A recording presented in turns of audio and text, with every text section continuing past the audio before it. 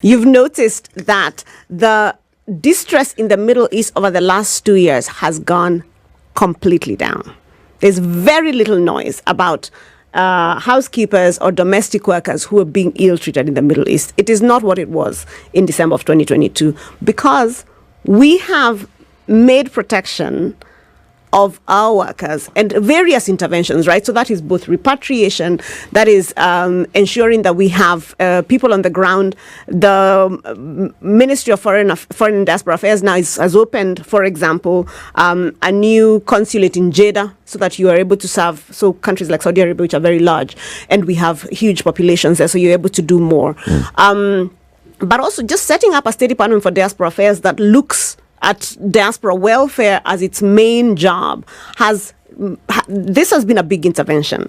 So the protection work, we are on it, which is why you also see us negotiating hard bilateral labor agreements. The agreement that we are signing with Germany next month is premised on the idea that if you're going to have this many people move to a particular country, then it makes sense that we do it in a structured way so that we have a forum where we can sit with the other government bilaterally and say 1, 2, 3 things are not happening, they need to be done, and so on. So we also understand their law. And that's what will happen usually in these negotiations. But let me say this. So the Mkulima Maju program, for example, is basically a seasonal workers visa program where young farmers, and by farmers I mean people who've just finished a certificate or a diploma qualification in agriculture. From a TVET or from a few other colleges. We've had one, a Ministry of Agriculture and Livestock Development College, and the NYS college that teach agriculture. They work 6 months in UK farms, highly mechanized farms, right? So they're doing interesting work in, cold chain management, bringing down post-harvest losses. So the things that plague part of our industry here, our agricultural industry here. So what they studied, so these are people who are farmers by training. Okay. So they are doing work in agriculture, which is their training. But they go to these large farms, the kind that we don't have here probably. And they do this work, and they do it for 6 months. And the arrangement is that after 6 months, you leave the UK. We've had the first batch come back, right? And they make good money. So the conversations around you're selling off our young people to go do manual labor is really inaccurate and ill, not advised, but informed. Thank you. Because the minimum pay these kids make is about 250,000 shillings per month. And they have accommodation and all of that. And that's before, Before overtime. Overtime. Before overtime. Not overwork. No, please. Before overtime.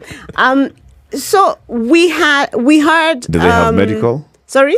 Do they have medical? They have a number of things taken care of in their contracts. We checked these contracts very thoroughly. Could you mention some of these things that they have? Apart from the medical, and then they get to they have accommodation. I think they are fed. I can't quite remember gratuity, clearly. Pension. No. It's a net. It's a 6 month contract program, which means and 6 months visa, which means there are certain restrictions about some of the things that you can do, and how many extra hours you can work and so on. But so you work for let me finish. You work for the 6 months at Staples Farm, for example, or whatever large farm. You get to do some overtime. You come home, and this is their own testimony. And if you listen, and these things are on our YouTube, you will have heard some of them said, "I came back with a couple of million shillings, okay, in my pocket." Please note, this is a 22-year-old young man or young woman who has just finished TVET, who had not had a job, did not have a job.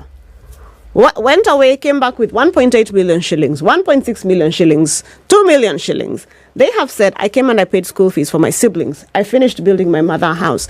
I am putting a little bit of this money into my own firm to invest. I will be here 6 months, and then I'm going back for another stint. So these jobs are changing people's lives, because it would have taken that young man a very long time to have made the same kind of money.